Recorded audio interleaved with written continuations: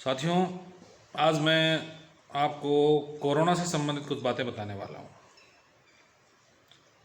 पिछला लगभग 8 महीने से मैं देख रहा हूँ कि लगातार कोरोना कोरोना कोरोना, पूरे देश में कोरोना के अलावा कुछ भी नहीं हो रहा। कोरोना ने इस देश को ही नहीं, पूरे विश्व को इतना गंभीर तरीके से नुकसान पहुँचाया है कि जिससे पार पाना मुझे लगता है कई साल लगेंगे। कभी कह रहे हैं कि पहला दौर चल रहा है, दूसरा दौर चल रहा है, तीसरा चरण चल रहा है, पांचवा चरण चल रहा है, पता नहीं क्या हो रहा है। लेकिन साथियों, मैंने जो महसूस किया है वो आपको बताना चाहता हूँ। बीमारी तो है ही, निश्चित रूप से बीमारी है, इससे हमें बचना भी चाहिए, जितना हो सके बचना चाहिए।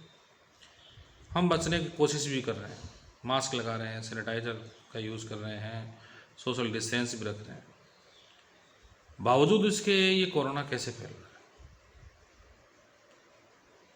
साइंस कुछ कह रही है, मेडिकल साइंस कुछ कह रही है, हमारे लीडर्स भी कुछ कह रहे हैं, एनजीओज़ भी कह रहे हैं, विभिन्न देशों में गवर्नमेंट भी कुछ कह रही है, सारी चीज़ें हो रही है।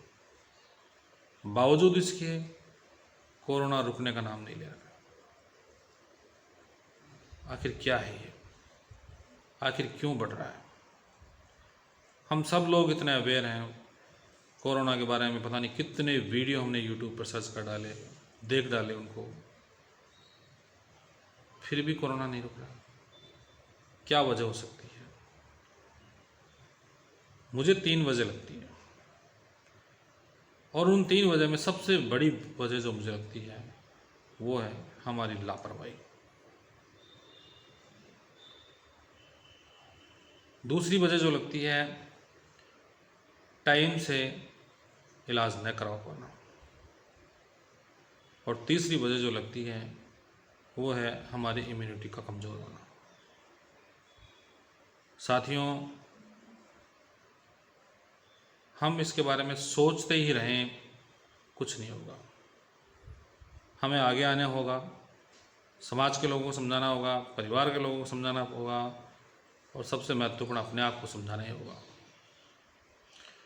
क्योंकि साथियों,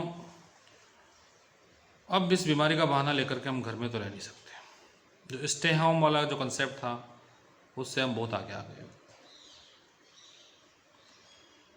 अब तो हमें काम भी करना है और बचना भी है।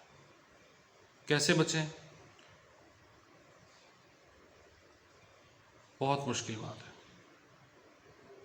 लेकिन इतना मुश्किल भी नहीं है।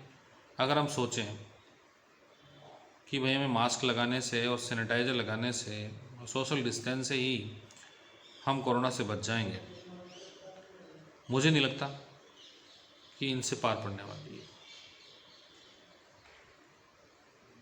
हर घर में, हर परिवार में, हर व्यक्ति तक कोरोना की पहुंच हो गई है। हम कोरोना से संक्रमित तो जरूर होंगे, ये निश्चित है। क्या कर सकते हैं?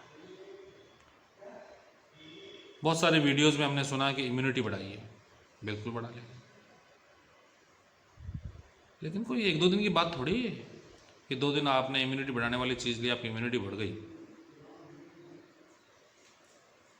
तो फिर क्या करना? ठीक है, हम इम्यूनिटी बढ़ाने वाली चीज़ें हमें इस्तेमाल करनी चाहिए।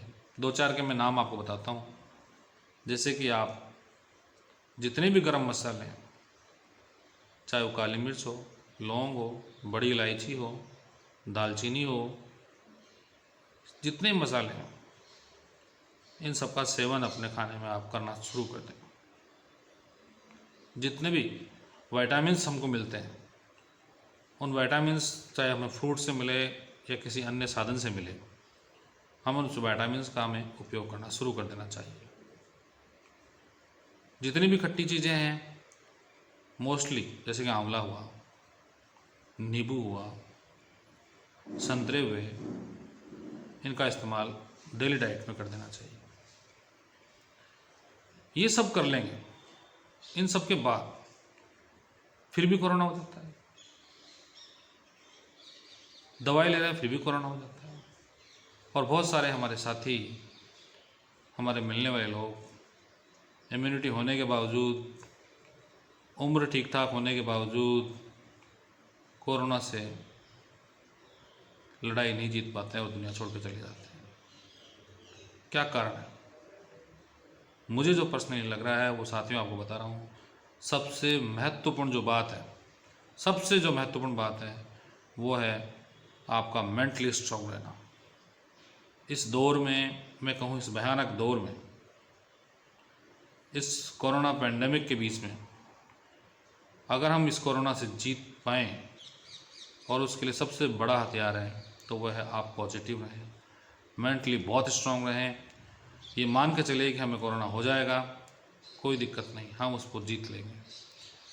कोरोना को ये मान के चलें कि कोई दिक्कत नहीं, बहुत आम बीमारी है, हर घर में है, सर्दी खांसी जुकाम है, हम इस पे पार पा लेंगे। और अगर आप कोरोना पॉजिटिव पाए जाते हैं तो बिल्कुल नहीं घबराएं, बिल्कुल जो डॉक्टर्स कहते हैं उसके अकॉर्डिंग आप अपने प्रिकॉशन करें, दवाई लें, आप निश्चित रूप से ठीक होंगे।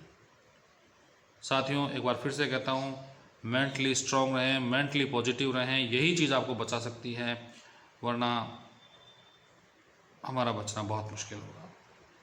धन्यवाद। वंदे मातरम। जय हिंद, जय भारत।